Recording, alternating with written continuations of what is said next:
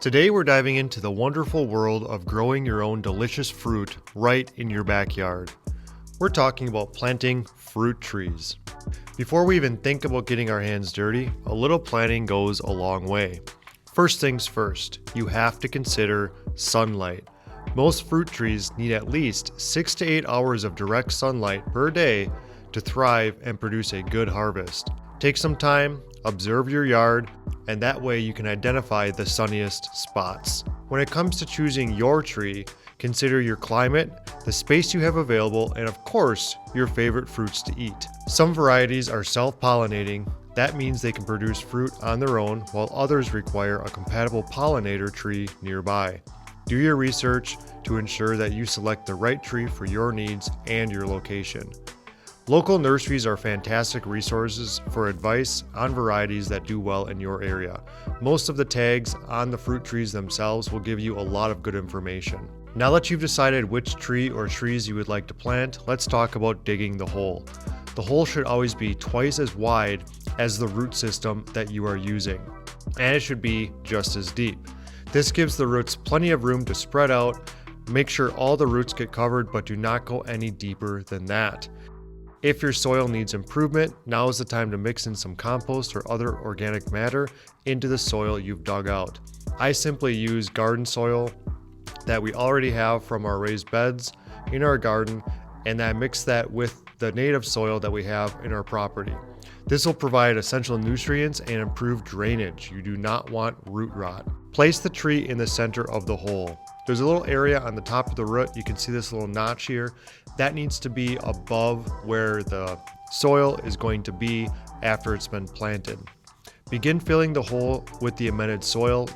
Gently firm the soil around the roots as you go. Be careful not to compact it too much. This helps eliminate air pockets, but you don't want it too tight as well. Once the hole is filled, place the weed barrier around the base of the tree. I use 4 layers of newspaper for this. Any less, it seems like weeds get through there. You don't really need more than that. Then I add leaf mulch I pick up with my lawn tractor. This process is optional, but it definitely helps the tree grow well because it doesn't need to compete with weeds in the surrounding area. Protection. This is a big one. Protecting your tree from predators like rabbits and deer and other critters. You'll want to add a netting or a type of fencing. Metal fencing works. I've got this field fencing right here. It's 5 feet tall. You just make a circle around the tree.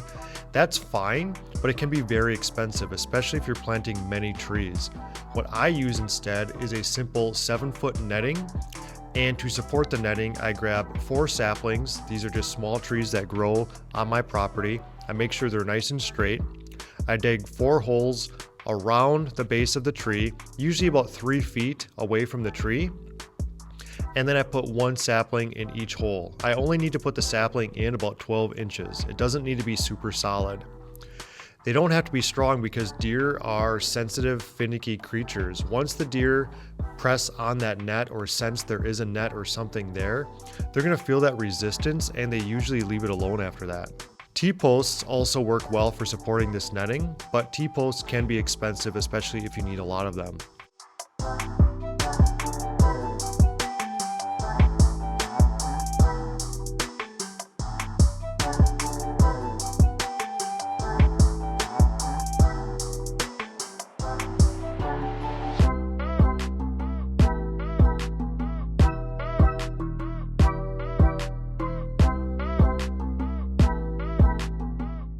Now it's time to water the tree well. This helps settle the soil and ensure the roots have good contact with their new surroundings. For this, I simply take a 3.5 gallon bucket. I drill 2 holes an inch from the bottom of the bucket. Then I place rocks inside the bucket so it won't blow away in the wind. I also place rocks in between the holes and the tree itself. This helps the water to disperse more evenly. I then pour water into the bucket and allow gravity to feed the tree. I want the water to come out slowly and not all at once. The rocks that are on the ground help that happen.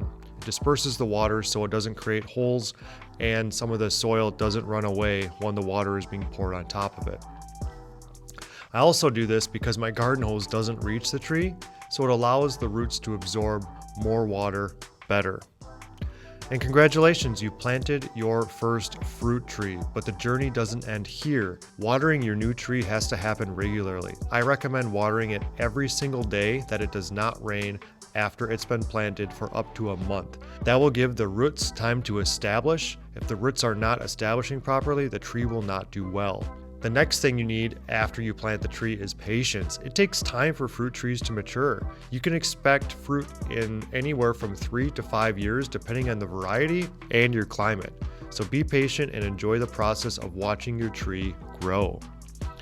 Last but not least, growing your tree is fun. It's a rewarding experience that connects you with nature and provides you with delicious, healthy food. With a little care and attention, your fruit tree will thrive for years to come. You can do this with 100 trees or just one. Please let me know down in the comments below your favorite varieties of fruit you enjoy growing at your house.